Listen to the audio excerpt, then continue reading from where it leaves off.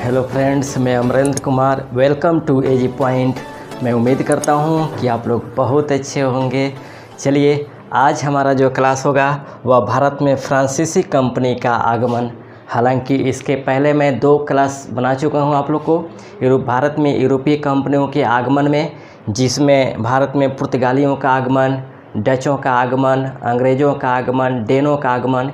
ये 2 क्लास में बना चुका हूँ। ये तीसरा और अंतिम क्लास है भारत में फ्रांसीसी कंपनी का आगमन, है ना। इसको समझने के लिए आप सबसे पहले जो पहले 2 क्लास बन चुके हैं उसको अगर आप समझते हैं, देखते हैं, तो ये अच्छी तरह से समझ में आएगा। तो चलिए हम स्टार्ट करते हैं आपका ये क्लास। भारत में फ्रांसीसी कंपनी का आगमन, है ना। भारत आने वाले यूरोपीय कंपनियों में यह सबसे बाद में आई थी, है ना। जो यूरोपीय कंपनियों में जो फ्रांसीसी कंपनी थी, भारत आने वाले यूरोपीय कंपनियों में यह सबसे बाद में आने वाली कंपनी थी। सबसे बाद में आने वाली यह कंपनी थी, ठीक ना। फ्रांस के राजा लुई 14वें, फ्रांस के राजा लुई 14वें के मंत्री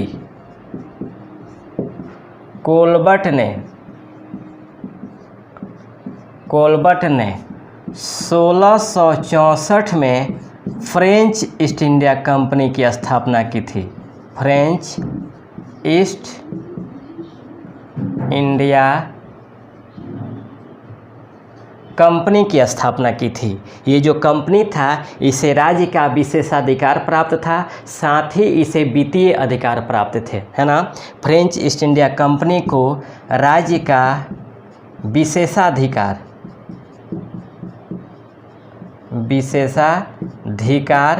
एवं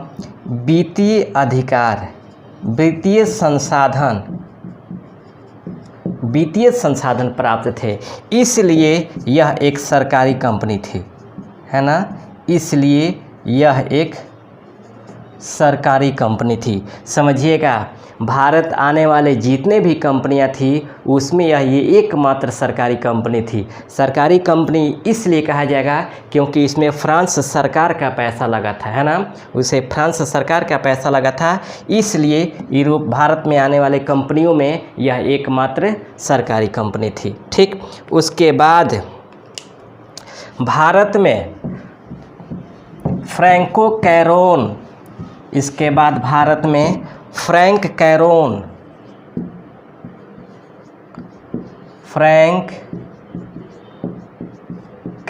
कहीं कहीं फ्रैंकोइस कैरोन भी मिलता है इनका नाम, है ना। भारत में फ्रैंक कैरोन के नेतृत्व में 1668 में पहला व्यापारिक केंद्र खोला गया सूरत में, है ना। फ्रैंक कैरोन के नेतृत्व में फ्रांसीसियों ने अपना पहला व्यापारिक केंद्र की जो स्थापना की थी 1668 में सूरत में की थी। यानी फ्रैंकोइस कैरोन ने 1668 में अपना पहला व्यापारिक केंद्र स्थापित किया तथा 1669 में मसूलीपट्टनम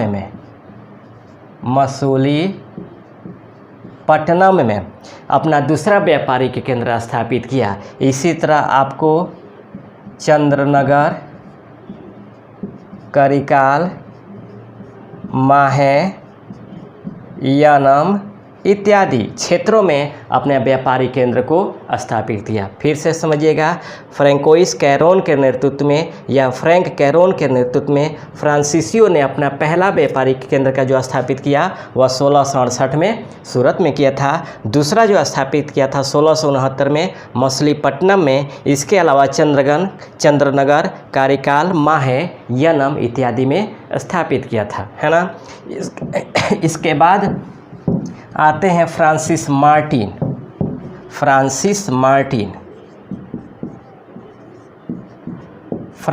मार्टिन ने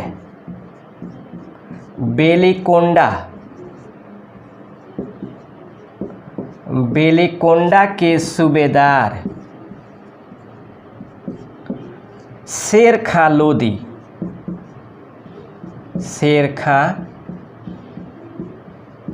लोदी से पर्दुचेरी नामक गांव को प्राप्त किया, पर्दुचेरी नामक गांव को प्राप्त किया तथा इसे ही आगे चलकर पांडिचेरी के नाम से जाना गया, पांडिचेरी के नाम से जाना गया। याद रखिएगा, पांडिचेरी के जो प्रथम गवर्नर थे वह फ्रांसिस मार्टिन ही थे, फ्रांसिस मार्टिन ही थे। इन्हें पांडिचेरी का संस्थापक भी माना जाता है ना। फ्रांसिस मार्टिन को पांडिचेरी का संस्थापक माना जाता है और फ्रांसिस मार्टिन ने ही पांडिचेरी में फोर्ट लुई की स्थापना की थी। यह किला है ना। तो पांडिचेरी में फ्रांसिस मार्टिन ने फोर्ट लुई नामक किले की स्थापना की थी। कंप्लीट। अब आगे आते हैं। भारत में फ्रेंच ईस्ट इंडिया कंपनी की स्थापना का मुख्य उद्देश्य व्यापारिक लाभ कमाना था, है ना। इनका उद्देश्य राजनीतिक शक्ति की स्थापना करना नहीं था, है ना। फिर समझिएगा, भारत में फ्रेंच ईस्ट इंडिया कंपनी की स्थापना का जो मुख्य उद्देश्य था वह केवल व्यापारिक लाभ कमाना था। यहाँ पर इनका राजनीतिक युद्ध करना या राजनीतिक हस्तक्षेप करना इनका कोई उद्देश्य नहीं था, है ना। लेकिन 1742 के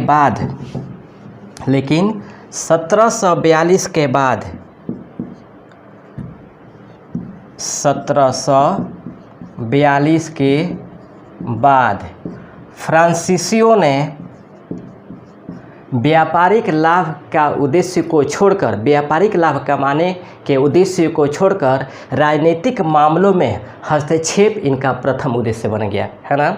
आगे चल कर के 1742 में जो व्यापारिक लाभ कमाना इनका प्रथम उद्देश्य था, इसको छोड़कर यहाँ के राजनीतिक मामलों में ये हस्तक्षेप करना शुरू कर दिए, है ना। यानी अपने राजनीतिक शक्ति को बढ़ाने के लिए ये अपने व्यापारिक जो इनकी कमाने का जो प्रक्रिया थी वो छोड़कर यहाँ के राजनीतिक मामलों में हस्तक्षेप करना शुरू कर दिया।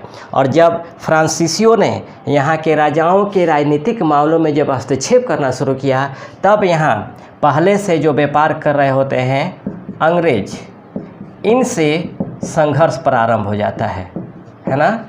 इनसे संघर्ष प्रारंभ हो जाता है और भारत में अंग्रेज़ों एवं फ्रेंचों के बीच जो संघर्ष होता है वह कर्नाटक क्षेत्र में होता है ना।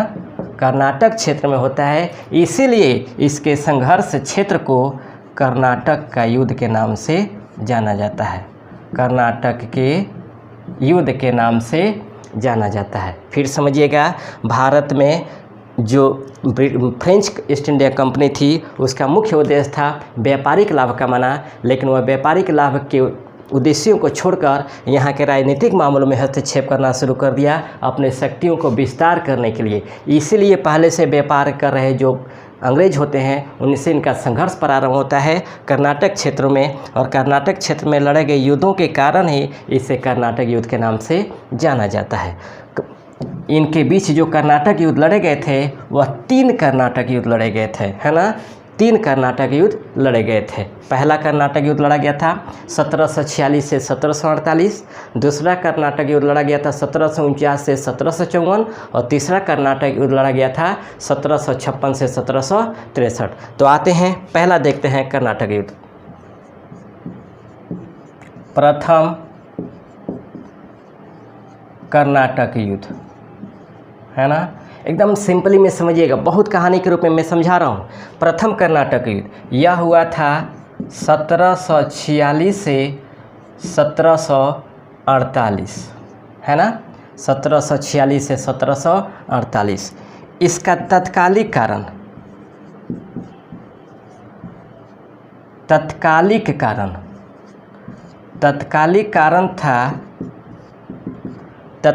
कारण था ऑस्ट्रिया में उत्तराधिकार का युद्ध।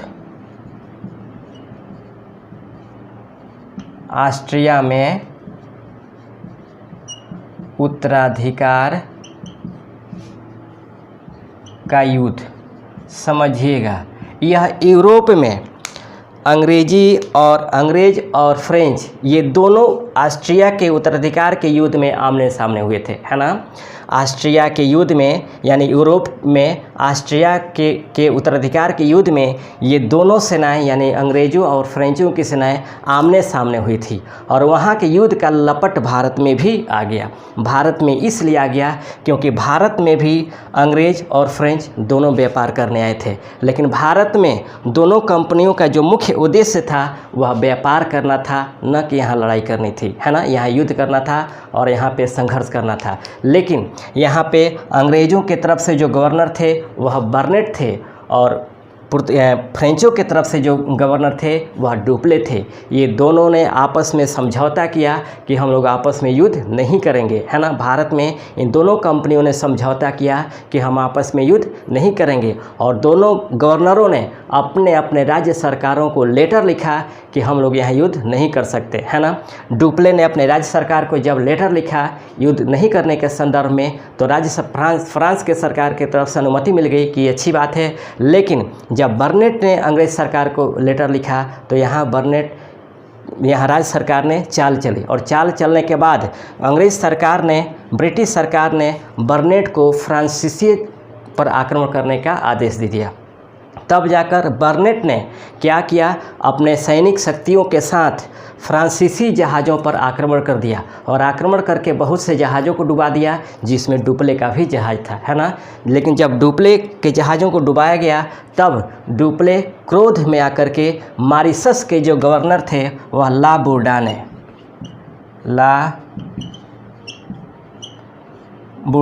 है ना, ला बोर्डाने, ठीक, ला बोर्डाने, है ना, इसको आमंत्रण किया।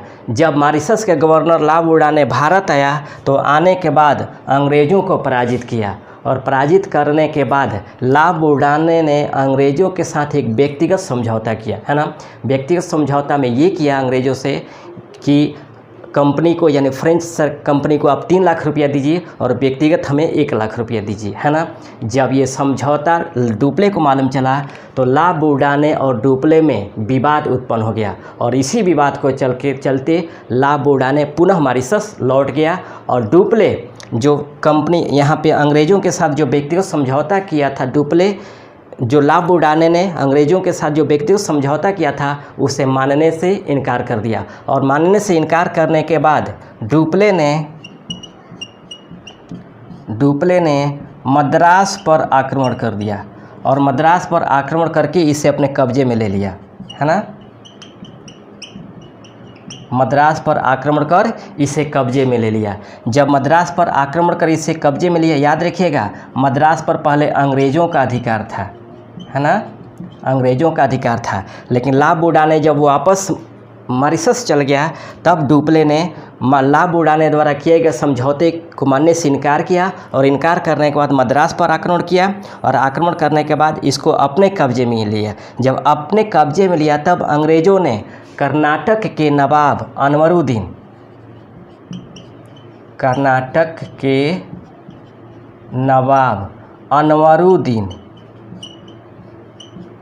अनवरुद्दीन से सहायता मांगी और अनवरुद्दीन ने मद्रास के मामले में डुप्ले को पीछे हटने के लिए कहा, लेकिन डुप्ले पीछे हटने से इनकार किया, जिसका परिणाम हुआ कि 1748 में सेंट थोमे का युद्ध हुआ। सेंट थोमे का युद्ध किसके बीच में? डुप्ले एवं कर्नाटक के नवाब के बीच में हुआ, है ना। डुप्ले एवं कर्नाटक के नवाब के बीच में हुआ, जिसमें नवाब की हार होती है, कर्नाटक के नवाब की हार होती है और डुप्ले इस पर अधिकार कर लेता है। इसी क्रम में यूरोप में संधि हो जाती है। ऑस्ट्रिया के उत्तराधिकार को समाप्त करने के संदर्भ में एक संधि हो जाती है जिसका नाम होता है एक्स ला सैपल, है ना।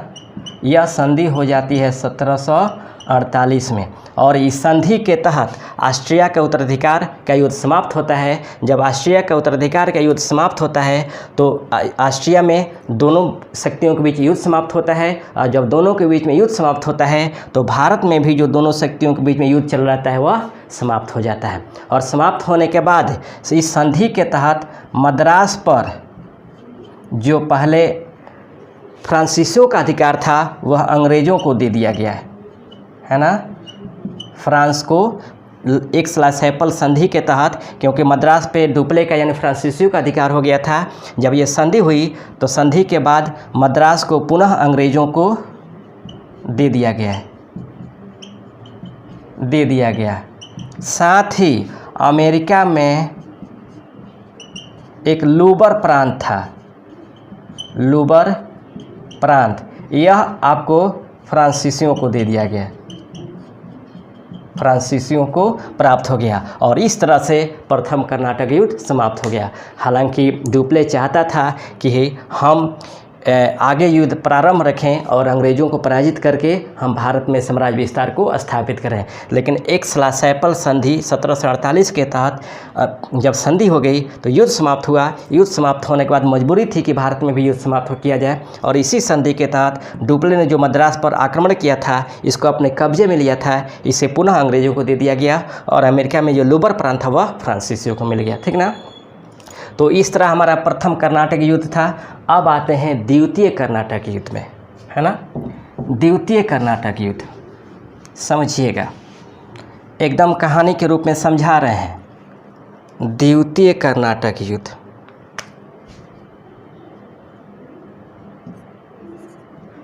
द्वितीय कर्नाटक युद्ध,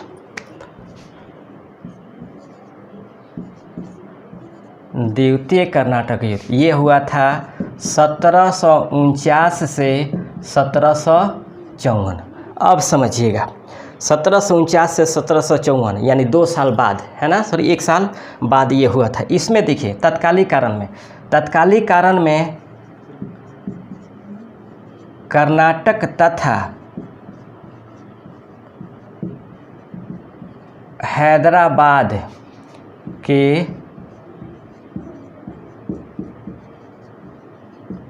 उत्तराधिकार के युद्ध में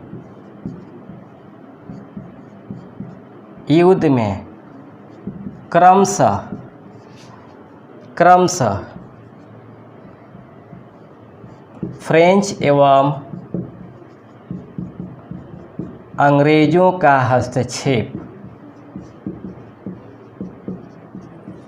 का हस्तक्षेप, समझिएगा। द्वितीय कर्नाटक युद्ध का जो कारण था वह कर्नाटक तथा हैदराबाद के उत्तराधिकार के युद्ध में क्रमशः फ्रेंच तथा अंग्रेज़ों का हस्तक्षेप। कहने का मतलब है कर्नाटक के उत्तराधिकार के युद्ध में फ्रेंचों ने सपोर्ट किया था, और हैदराबाद के कर्नाटक उत्तराधिकार के युद्ध में अंग्रेज़ों ने सपोर्ट किया था। और इन्हीं दोनों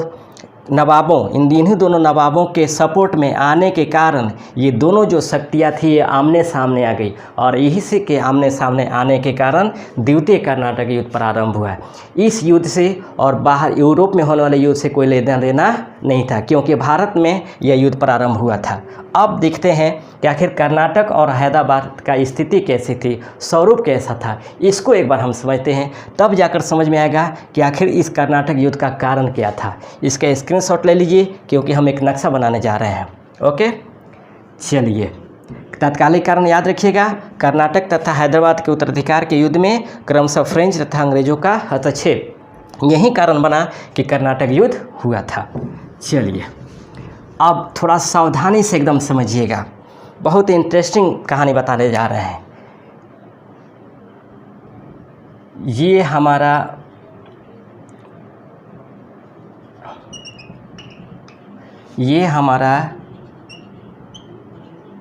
भारत है।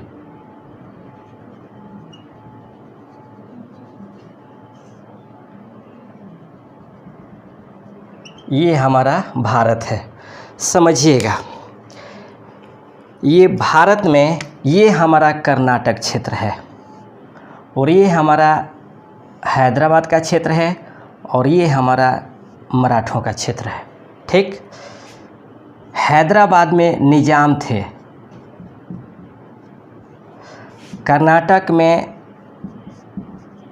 दोस्त अली थे। समझिएगा, जो ये कर्नाटक का जो क्षेत्र था यह निजामों के अधीन था, यानी कर्नाटक के जो नवाब थे वह निजामों के अधीन में थे। हैदराबाद, ये हैदराबाद का क्षेत्र है, हैदराबाद का निजाम कहेंगे, हैदराबाद का निजाम है ना, हैदराबाद का निजाम कहेंगे। तो जो कर्नाटक के नवाब थे वह हैदराबाद के निजाम के अधीन थे। लेकिन समय समय पे जो कर्नाटक के नवाब थे यह अपनी स्वतंत्रता लेना चाहते थे। लेकिन इसी क्रम में 1740 में ये जो मराठे थे यह आपको कर्नाटक पर आक्रमण कर दिए, कर्नाटक पर आक्रमण कर दिए, ठीक ना। और आक्रमण करने के बाद कर्नाटक के जो नवाब थे दोस्त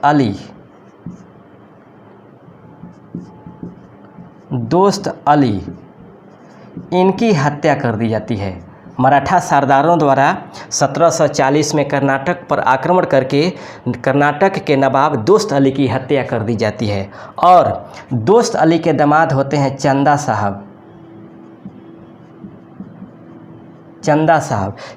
साहब को मराठे सरदार कैद करते हैं और कैद करके अपने पास ले जाते हैं। और दोस्त अली का जो पुत्र होता है वह सफदर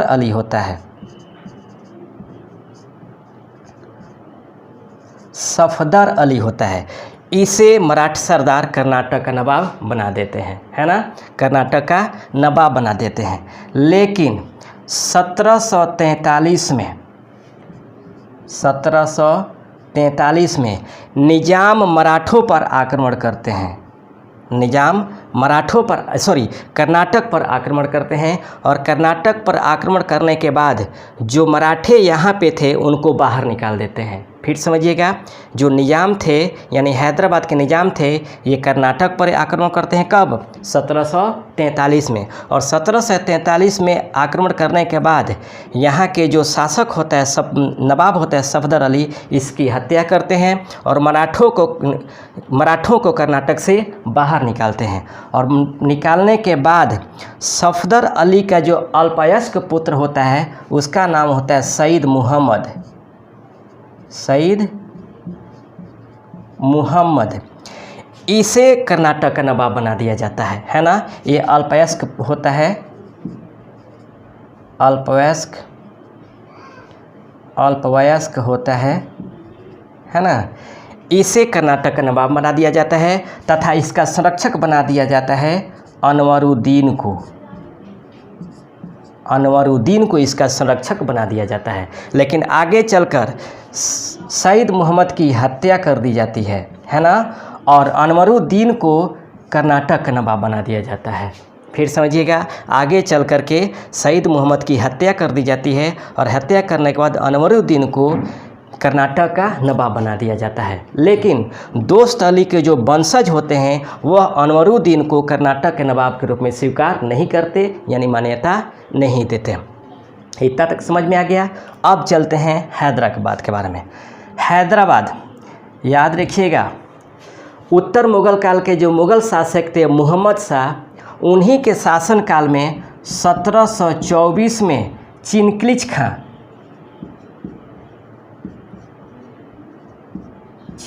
खां हैदराबाद की स्थापना करता है और नवाब बनता है किस नाम से? निजामुल मुल्क के नाम से,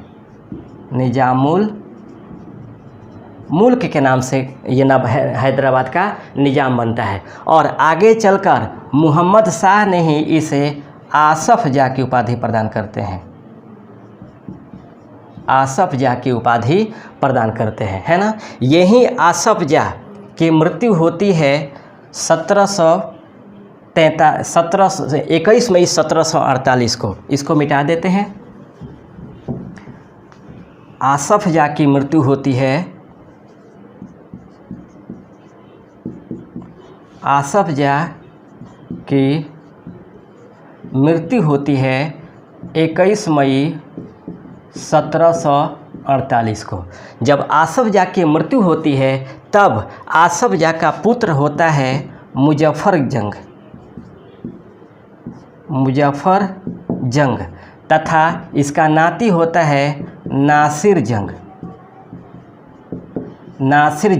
और इन दोनों में उत्तराधिकार का युद्ध प्रारंभ हो जाता है ना।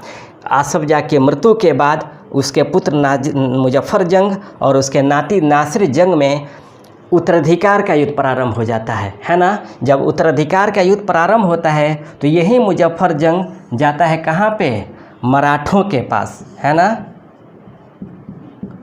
मराठों के पास, और मराठों के पास जा कर के सहायता लेने का प्रयास करता है। लेकिन यहीं पर इनकी मुलाकात होती है किन से, चंदा साहब से मुलाकात होती है, चंदा साहब से मुलाकात होती है जो ऑलरेडी मराठों के कैद में थे, है ना। मैं शुरू में ही बताया था कि दोस्त अली की हत्या करके दोस्त अली के दामाद चंदा साहब को मराठों ने अपने यहाँ कैद करके ले गया था। और जब मुजफ्फरगंज अपने सहायता के लिए मराठों के पास जाते हैं तो चंदा साहब से मुलाकात होती है। चूँकि चंदा साहब भी कर्नाटक के नवाब बनने के लिए उत्सुक रहते हैं, तब इन दोनों में समझौता हो जाता है ना। समझौता ये होता है कि एक दूसरे को ये सहायता करेंगे, और इसी क्रम में जो मराठे होते हैं वह मराठे चंदा साहब को अपने कैद से मुक्त कर देते हैं। जब मुक्त करते हैं तो मुजफ्फर जंग और चंदा साहब ये दोनों आपको डुप्ले यानी फ्रांसीसी गवर्नर डुप्ले से सहायता मांगते हैं। याद रखिएगा 1743 में डुप्ले भारत आया था फ्रांसीसी गवर्नर के रूप में, और पूरे फ्रांसीसी गवर्नरों में यह एकमात्र ऐसा गवर्नर था, प्रथम गवर्नर था जिसने भारत में फ्रांसीसी साम्राज्य को अस्थायी रूप देना चाहता था, फ्रांसीसी साम्राज्य को अस्थायी रूप देना चाहता था। और भारत में सबसे पहले, याद रखिएगा, सहायक संधि को लागू करने वाला डुप्ले ही था। और यह मौका जब मुजफ्फर जंग और चंदा साहब ने डुप्ले से सहायता मांगी तो डुप्ले को दक्षिण भारत के राज्यों में हस्तक्षेप करने का मौका मिल गया, क्योंकि ये मौका पहले से चाह रहा था कि हमें मौका मिले। और डुप्ले ने मुँह पर मुजफ्फर जंग और चंदा साहब का सहयोग किया, और सहयोग करने के बाद ये कर्नाटक पर आक्रमण किया। और कर्नाटक पर आक्रमण करने के बाद 1748 में एक युद्ध हुआ जिसका नाम है सेंट थोमे का युद्ध। और इस युद्ध में डुप्ले ने अनवरुद्दीन की हत्या कर दी, ठीक ना। अनवरुद्दीन की हत्या की, और अनवरुद्दीन की हत्या करने के बाद मुजफ्फर जंग को नवाब बनाया, चंदा साहब को नवाब बना दिया गया। कहाँ का, कर्नाटक का। फिर समझिएगा, मुजफ्फर जंग और चंदा साहब ने डुप्ले से सहायता मांगी, जो पहले से चाह रहा था कि हमें ये मौका मिले दक्षिण भारत के राजनीतिक मामलों में हस्तक्षेप करने के लिए। डुप्ले इनको सहयोग किया, और सहयोग करने के बाद 1748 में सेंट थोमे के युद्ध में कर्नाटक पर आक्रमण किया। और कर्नाटक पर आक्रमण करने के बाद अनवरुद्दीन की हत्या कर दी। किस युद्ध में, सेंट थोमे के युद्ध में। और अनवरुद्दीन की हत्या करने के बाद चंदा साहब को कर्नाटक का नवाब बना दिया गया, है ना। जब कर्नाटक का नवाब बनाया गया तो अनवरुद्दीन का जो लड़का था वह था मुहम्मद अली, है ना। मुहम्मद अली भाग कर आ गया कहाँ पर, तिरुचिरापल्ली में। तिरुचिरापल्ली जो मद्रास में स्थित है, यहाँ पर अंग्रेज़ों का अधिकार था, है ना। और मुजफ्फर जंग, चंदा साहब, डुप्ले के शक्तियों से सशंकित होकर ही नासिर जंग ने ये भी अंग्रेज़ों से सहायता मांगी थी। और अंग्रेज़ चाहता था कि दक्षिण भारत के शक्तियों को संतुलित करने के लिए नासिर जंग का सहयोग किया जाए। इसलिए फ्रांसीसियों ने कर्नाटक का सहयोग किया था और अंग्रेज़ों ने निजामों का सहयोग किया था। और इन्हीं दोनों नवाबों को सहयोग करने के क्रम में दोनों शक्तियां आमने सामने आ गई हैं, और आमने सामने आने के बाद द्वितीय कर्नाटक युद्ध प्रारंभ होता है, ठीक ना। नासिर जंग को अंग्रेज़ों ने सपोर्ट किया, और इसी सपोर्ट के तहत नासिर जंग ने अंग्रेज़ों से सपोर्ट करके आक्रमण किया कर्नाटक पर, है ना। और कर्नाटक पर आक्रमण करने के बाद नासिर जंग अंग्रेज़ों की सहायता से अंग्रेज़ों की सहायता से, अंग्रेज़ों की सहायता से कर्नाटक पर आक्रमण किया, कर्नाटक पर आक्रमण किया। और आक्रमण करने के बाद आपको चंदा साहब एवं डुप्ले को पराजित किया तथा मुजफ्फर जंग को आत्मसमर्पण करने के लिए बाध्य किया, है ना। मुजफ्फर जंग को आत्मसमर्पण करने के लिए बाध्य किया, ठीक। और इसके बाद जब यह मुजफ्फर जंग आत्मसमर्पण किया, उसके बाद डुप्ले की स्थिति कमज़ोर हुई, लेकिन आगे चलकर डुप्ले हार नहीं माना, है ना। डुप्ले हार नहीं माना और हार नहीं मानने के कारण पुनः डुप्ले ने अंग्रेज़ों पर आक्रमण किया, है ना। और आक्रमण करने के बाद नासिर जंग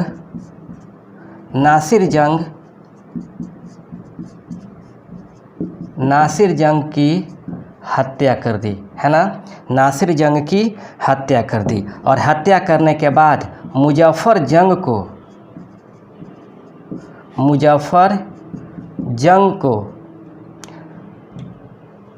हैदराबाद का नवाब बनाया, हैदराबाद का नवाब बनाया, है ना। जब मुजफ्फर जंग हैदराबाद का नवाब बना तो मुजफ्फर जंग ने डुप्ले को व्यक्तिगत रूप में 2 लाख की धनराशि दी, साथ ही 1,60,000 रुपया वार्षिक राजस्व वाले एक जागीर प्रदान किया कंपनी को। फिर समझिएगा, जब डुप्ले ने मुजफ्फर जंग को नासिर जंग की हत्या करके हैदराबाद का नवाब बनाया तो मुजफ्फर जंग ने डुप्ले को व्यक्तिगत रूप से 2 लाख रुपये की धनराशि दिया, साथ ही फ्रेंच कंपनी को 1,60,000 रुपये वार्षिक आय वाला जागीर प्रदान किया, ठीक। लेकिन इसी क्रम में डुप्ले की कुछ नीतियों का फ्रांस में आलोचना होने लगी, है ना। फ्रांस में आलोचना होने लगी और इसी आलोचना के चलते फ्रांस सरकार ने पुनः डुप्ले को वापस बुला लिया, है ना। डुप्ले को वापस बुला लिया और वापस बुलाने के बाद इसके जगह गौडेयू नामक फ्रांसीसी गवर्नर को भारत भेजा गया, है ना। डुप्ले की जगह गौडेयू नामक फ्रांसीसी गवर्नर को भारत भेजा गया। जब गौडेयू भारत आया तो इसने पांडिचेरी की संधि की, है ना। पांडिचेरी की संधि की कब? 1755 ईस्वी में, है ना। और इस संधि के तहत पुनः युद्ध को, द्वितीय कर्नाटक युद्ध को समाप्त किया गया, है ना। पुनः इस युद्ध के तहत द्वितीय कर्नाटक युद्ध को समाप्त किया गया, ठीक ना। तो इसके बाद फिर प्रारंभ होता है तृतीय कर्नाटक युद्ध, है ना।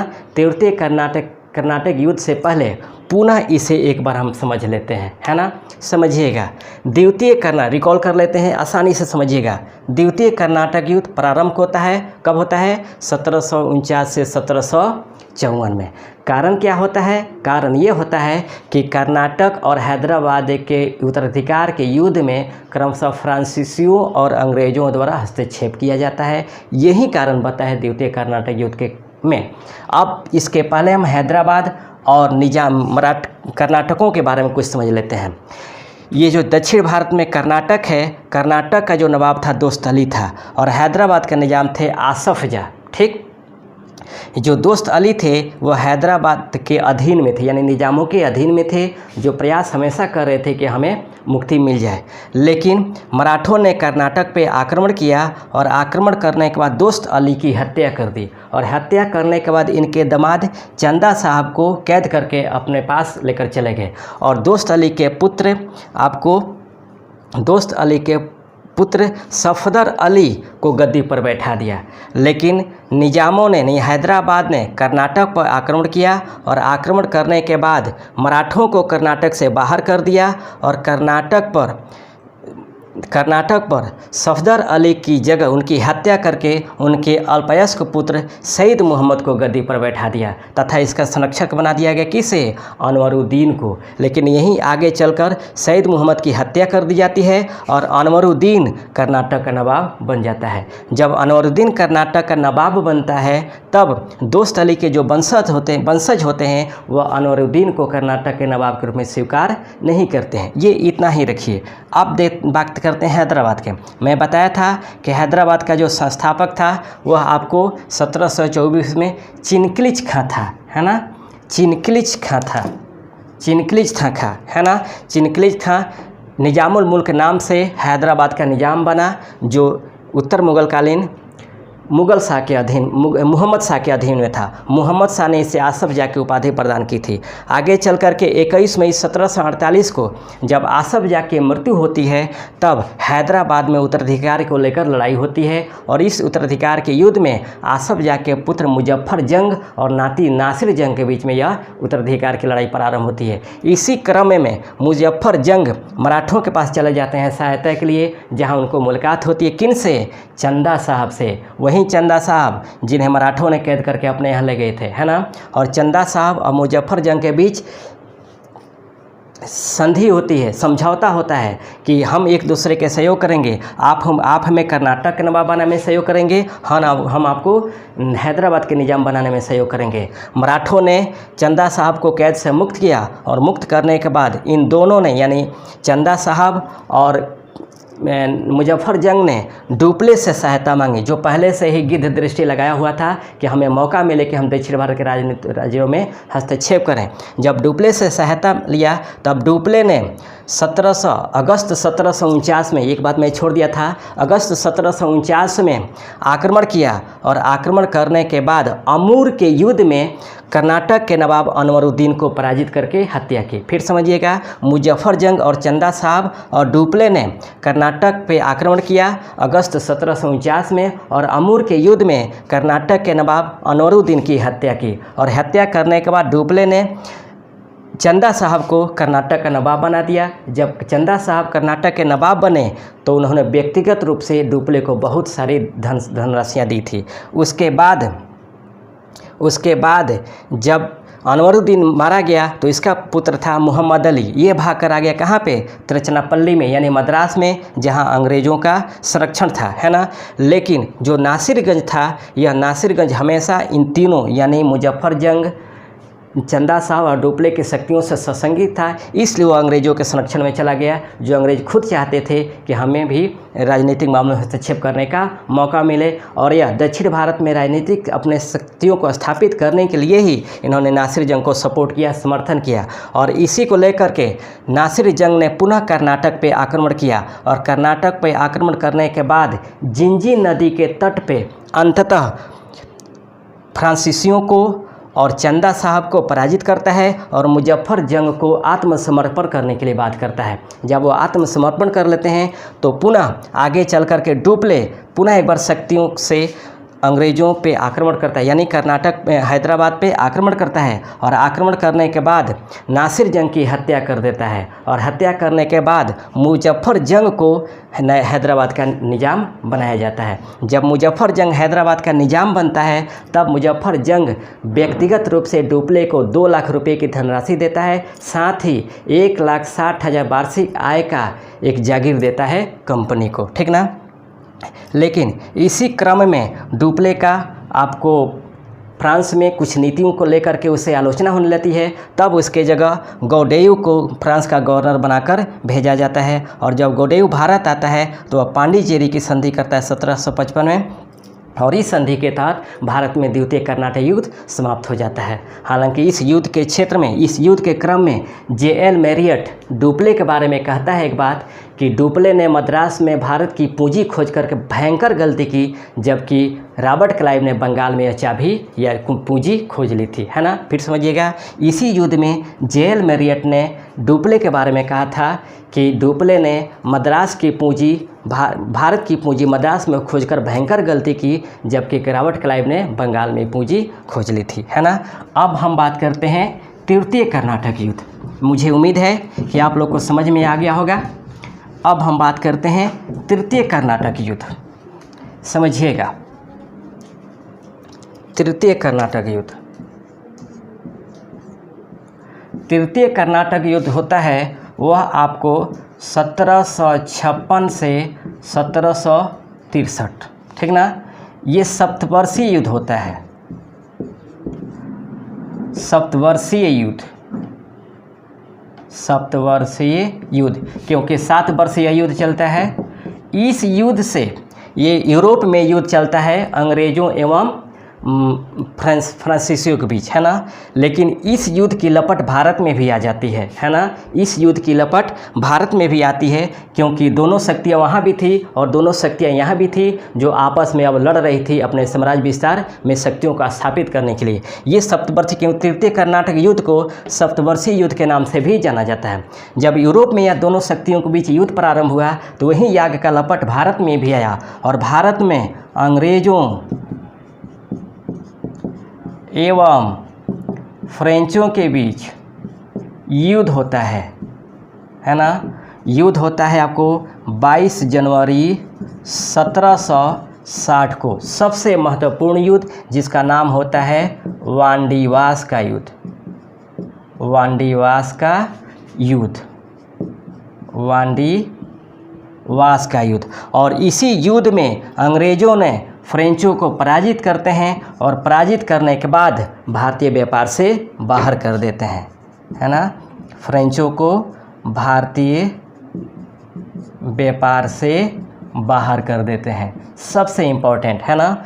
यूरोपियों के आगमन के इतिहास का सबसे महत्वपूर्ण युद्ध 1760 का वांडीवास का युद्ध होता है 22 जनवरी 1760 को, जिसमें अंग्रेज़ों ने फ्रेंच को पराजित करते हैं और पराजित करने के बाद भारतीय व्यापार से बाहर करते हैं। और बाहर करने के बाद यह निर्णय होता है कि अब भारत में केवल और केवल ब्रिटिश ही शासन करेगा, यही निर्णय होता है। और अंत में आपको पेरिस की संधि होती है ना। पेरिस की संधि होती है कब? 1763 में। और इसी संधि के तहत आपको तृतीय कर्नाटक युद्ध समाप्त होता है ना।